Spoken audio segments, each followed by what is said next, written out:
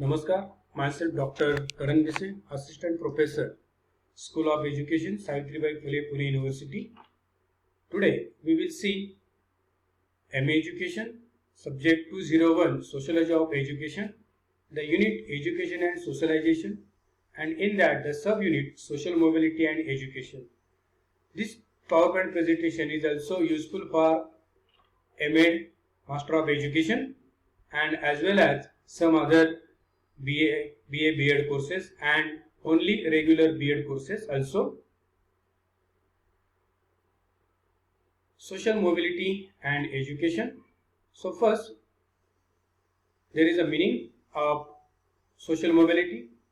Changes which are observed in the social status, class, economic condition, standard of life of a person are spoken of a social mobility. Social mobility refers to change in social status of a person or a group in the context of other. Definition: social mobility is meant any transition of an individual from one position to another in a constellation of social group and strata by P.A. Sorokin. Second definition is social mobility is the movement of a person from one social group to other social group by William Cecil Henry. The types of social mobility. There are two types of social mobility. First, horizontal social mobility, and second B, vertical social mobility. So first of all, we are looking towards the A, horizontal social mobility. So what is the meaning of this? When the movement of a person occurs from one situation to another at the same level, that is within the single stratum. There is no change in the social status of the individual, but there is a change in his affiliation. According to Sorokin, the horizontal social mobility forms, these are the 7 forms. First, inter-group mobility in race, sex and age group. That means there is a mobility in that same group like as race, sex and age group. That means the sex of male and female, age group, higher group, middle group age and lower group age, like that one. Second is the occupational mobility. There are the different types of occupations. So in that different types of occupational mobility, there is also social mobility. We are seeing this. Third one, the interreligious mobility. Third, territorial mobility. Fifth, international mobility, family and kinship mobility, and political party mobility, etc. Second one, B, is vertical social mobility.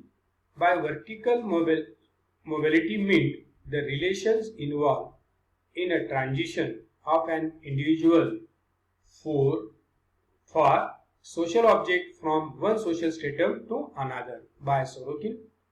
In this, the movement of a person from one stratum to another of the society. There is a change in the status of individual. According to the Sorokin, vertical social mobility are having again two types. First is the upward social mobility, that is ascending mobility. It refers to the movement from lower to higher. That means the movements are started from lower group to higher group position. Ascending mobility means the entry of the person from lower strata and prestige to higher strata and prestige group. Example, suppose there is a promotion of a clerk to an officer, or a promotion of a school teacher to the university teacher. That means from lower to upward direction. This is called like as a upward social mobility. Second one is downward social mobility. It is also called as descending mobility. It means going down of a person from higher position, prestige and status to lower ones. It may occur due to political changes, economical depression and the crisis of characters. This is also very important. For example, if a person have a good occupation, good, having very well status, but its character is losing. So at that time, because of his crisis of characters, that person down from high position to lower position. This is one example. Then the second one is economical depression. Now we are going to suffering from highly world's problem, that is calamities, world calamities, disaster calamities of the corona. So in that our economical status is going down. So at that time this is called as a downward social mobility. Now factors affecting social mobility. These are the following factors which are affecting on our social mobility. First one is economic prosperity.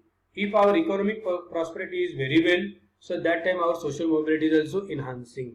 So that is why the first economical prosperity is also very important.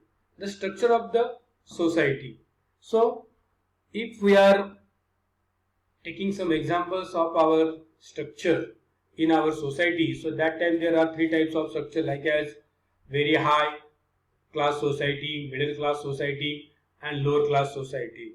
So at that time sometimes the structure of the society is indirectly affected in this our social mobility. That means there is a comparison between two or more than two structure or classes. So at that time the lower can try to go middle or middle can try to go upward directions.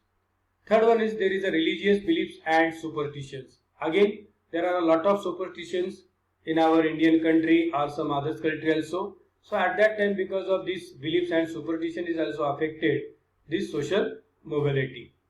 Demographic structures, it is also like as a democratic structure. Education. Education is very, very important. Education is the soul of social mobility. That education is very high important factors which is affecting this our social mobility. Because of the education, man will go in higher increasingly order or social mobility. And last one is occupational prestige. If we have a high occupation, so that time it is also high social mobility.